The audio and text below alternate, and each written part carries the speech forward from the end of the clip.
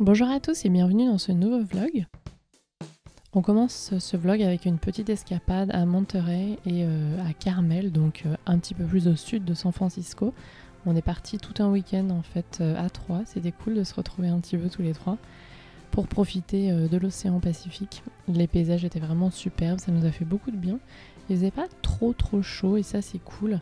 Le soir il faisait d'ailleurs pas mal frais, mais on a quand même pu aller à l'océan, voilà, s'amuser un petit peu et puis tester un petit peu la température. Louis n'avait pas froid du tout, moi un peu plus. Carmel c'est une petite ville en fait à côté de Monterey et il y a vraiment, le soir on s'est pas mal baladé. Tout est hyper fleuri, c'est magnifique. On s'est trouvé aussi un petit resto tous les trois. Ouais, c'était hyper cool. Le lendemain, c'était dimanche, il pleuvait, du coup on est allé à l'aquarium de Monterey. C'est un énorme aquarium qui est hyper bien fait pour les enfants notamment. Louis a beaucoup aimé. Et les paysages, c'est vraiment magnifique quoi. Monterey, je sais pas si vous connaissez la série Big Little Lies, c'est là où ils ont tourné la série en fait. Et les paysages côtiers sont vraiment superbes.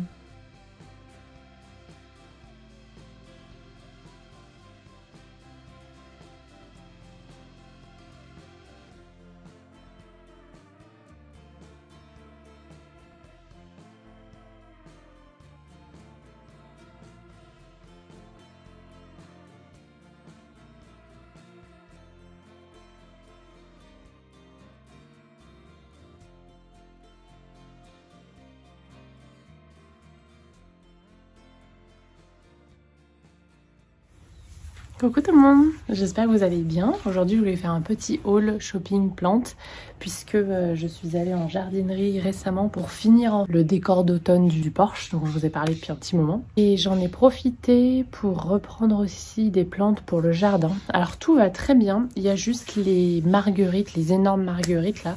En plein soleil elles n'ont pas aimé du tout, surtout que début septembre on a eu des températures vraiment très chaudes. Du coup je me suis dit que j'allais faire un pot avec des cyclamènes. J'ai pris des blanches, du coup j'en ai acheté 4 comme ça parce que le pot est assez gros. Et j'ai pris blanc parce que je me suis dit voilà, je veux pas trop me prendre la tête au niveau des couleurs. Et comme je vais mettre pas mal de couleurs automnales ici, derrière ça sera un petit peu plus léger. Ensuite j'ai pris, pour le porche ici, j'ai pris des chrysanthèmes un petit peu jaune orangé, j'aimais bien. Donc j'en ai pris 3 comme ça pour que le pot soit bien fourni. Ensuite j'ai pris des petites pensées, enfin des viola cornuta, trop belles. Celles-là je les ai eues pendant un moment sur mon balcon l'an passé. Je les ai plantées à l'automne, elles ont duré automne, hiver, printemps et à la fin du printemps je crois que je les ai enlevées. Elles avaient eu un peu de mildiou à la fin du printemps parce que c'est un peu humide au printemps et je crois que je les avais enlevées pour remplacer, pour mettre une plante annuelle, mais elles tiennent, enfin c'est tellement un bon investissement ces petites viola cornuta, encore mieux que les pensées et il y en a tellement dans toutes les couleurs que ça vous permet de fleurir même au plein milieu de l'hiver quoi. Et j'ai pris aussi des bulbes parce que ma belle-mère, elle a, et ça je vais vous les montrer, je les mettrai je pense fin octobre avant de repartir en France. Elle me donnera des nouvelles en février. Elle a un bac sur pied où elle met ses tomates à partir de mai-juin jusqu'à là maintenant, septembre-octobre, elle commence à fatiguer. Et du coup en hiver elle fait rien, donc elle laisse reposer la terre, ce qui est très bien. Mais je lui dis c'est dommage parce que tu pourrais avoir des jolies pensées dessus tout l'hiver, donc fleuries. Et en plus on pourrait mettre des bulbes comme ça février, donc dès maintenant il faut les planter. Février, mars, avril, mai, tu pourrais récolter des fleurs à couper et à mettre en vase. C'est ce que je fais chez moi, vous le savez déjà. Donc j'ai pris, elle m'a laissé libre, donc j'ai pris des crocus, j'ai pris les Jeanne d'Arc et les Pickwick que j'adore, magnifiques, donc j'ai fait exactement comme chez moi, j'ai pris aucun risque, ça a tellement bien fonctionné l'an passé chez moi que voilà, je suis trop contente. Ceux-là je les mettrai en surface parce que ce sera les premiers à s'ouvrir, ici ça sera février et du coup elle aura une tournée de crocus. Alors ça sera pas pour les couper, ce sera juste pour en profiter, ils sont tellement beaux. Ensuite en couche moyenne je vais planter par étage en fait, j'ai mis des daffodils, des narcisses, celles que j'ai plantées chez moi l'an passé, elles étaient tellement belles, je dis il faut que tu aies celle-là. Elles, ça sera pareil, mars-avril, elles vont sortir. Et en dessous encore, je mettrai les tulipes qui elles sortiront mai-juin. Et là j'ai pris un assortiment de pastels, elle en voulait de plusieurs couleurs. Et du coup je dis dans ce bac tu auras au début du printemps des fleurs à couper pour tes bouquets.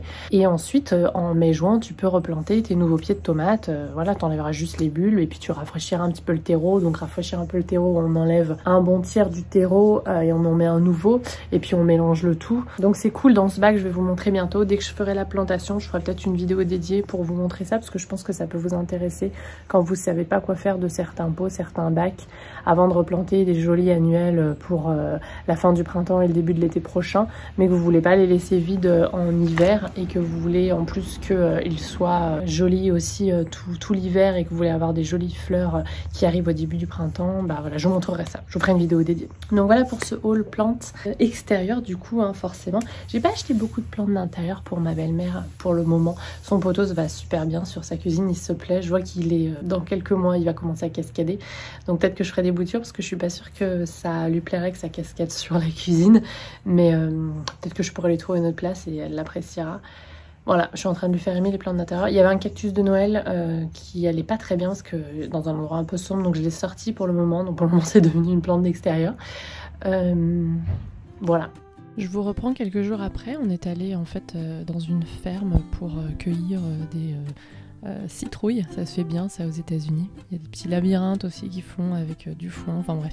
Louis a adoré, il a fait pas mal de choses, il y a même du poney et puis on a pris quelques petites citrouilles pour la maison.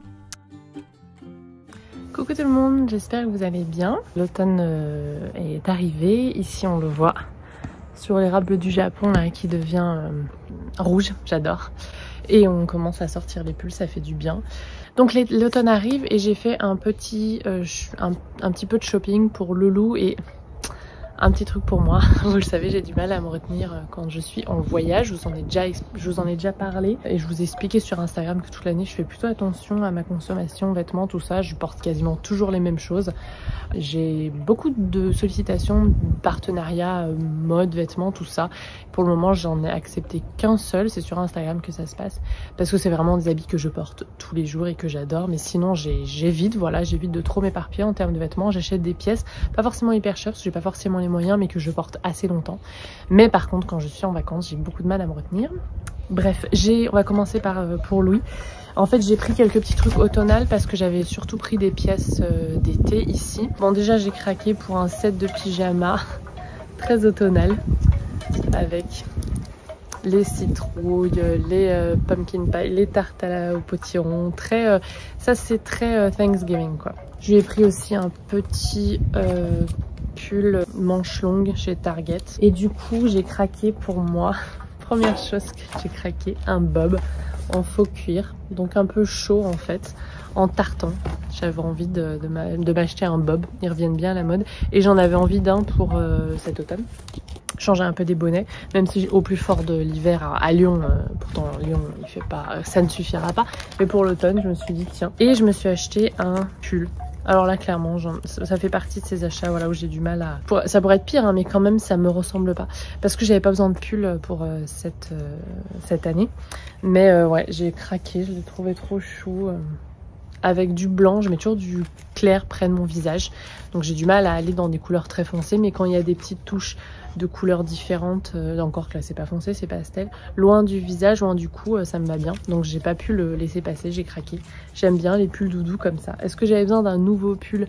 Non. Est-ce que de temps en temps, une fois par saison, je m'achète une pièce un petit peu mode pour rafraîchir un peu ma garde-robe parce que je garde des pièces très longtemps et que même, alors c'est bête, mais depuis que j'ai commencé YouTube, des fois j'aime bien avoir un petit peu...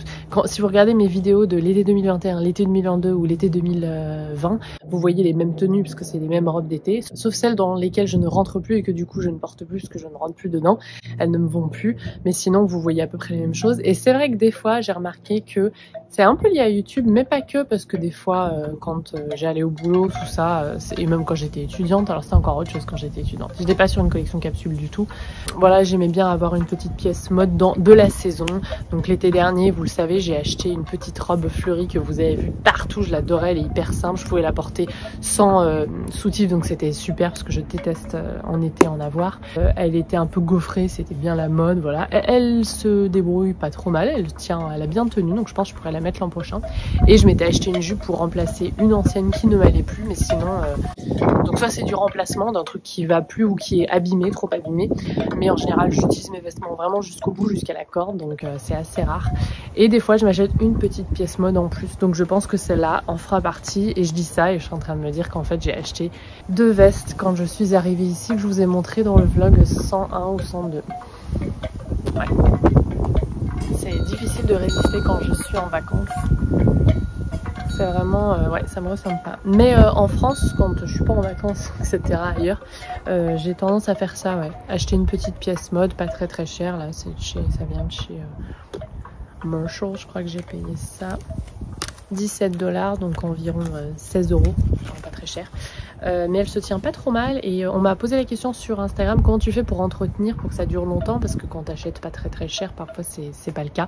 Je fais bien attention, j'ai tendance si ça bouloche à passer le rasoir etc pour conserver les vêtements, mais sachez que des fois je trouve des pièces dans des magasins comme ça pas très chers qu'on appelle la fast fashion qui parfois durent hyper longtemps et se tiennent bien mieux que certaines pièces que parfois j'ai pu acheter dans le passé en voulant bien faire, en mettant peut-être un peu plus d'argent dans une autre marque bien plus éco-responsable etc. Donc je dis pas que c'est le cas tout le temps, hein. Si j'avais les moyens je le ferais tout le temps et j'irais pas dans ce genre de magasin, mais parfois on arrive à trouver des pièces et souvent à force de regarder, je suis très relou quand je fais du shopping, très relou, parce que je regarde tout ça, je réfléchis à tout ça, il faut que la pièce m'aille, puisse être portée avec tout le reste de ma garde-robe tous les jours si j'en ai envie, quelle que soit l'activité, même si je change évidemment de vêtements voilà souvent, mais quand même, et sinon j'achète pas et je suis devenue très relou. Et les pièces un peu avec de la maille lâche comme ça, je fais très attention, je regarde et tout, est-ce qu'elle va pouvoir tenir, est-ce qu'elle va, après je sèche tout à l'air libre donc ça passe pas au sèche-linge, mais vous voyez par exemple c'est des petites astuces comme ça qui font qu'au bout d'un moment on arrive à voir, tiens, est-ce que ça va mal vieillir et que ça vaut vraiment pas même 16 €, ou est-ce que ça va plutôt bien vieillir et je vais pouvoir le garder. C'est des couleurs où je prends pas trop de risques, je pense que je les aimerai encore l'an prochain puisque ça reste des couleurs assez pastel, assez simples. Donc voilà pour ce petit haul d'automne et pour cette petite vision de ma consommation qui change un peu quand je suis en vacances, mais sinon c'est plutôt stable dans l'année. Et enfin je termine ce vlog avec quelques petites images que j'ai prises dans un centre commercial. Tout est grand aux États-Unis de toute façon et tout est fait pour voilà, attirer les gens à consommer, mais du coup ce jour-là il faisait assez chaud, on savait pas trop quoi faire et on est simplement allé se balader et c'était cool, le cadre était vraiment joli, il y avait des canards de partout, Louis a adoré, voilà, des petites images rigolotes pour vous montrer un petit peu parfois notre quotidien là-bas pendant ce petit séjour.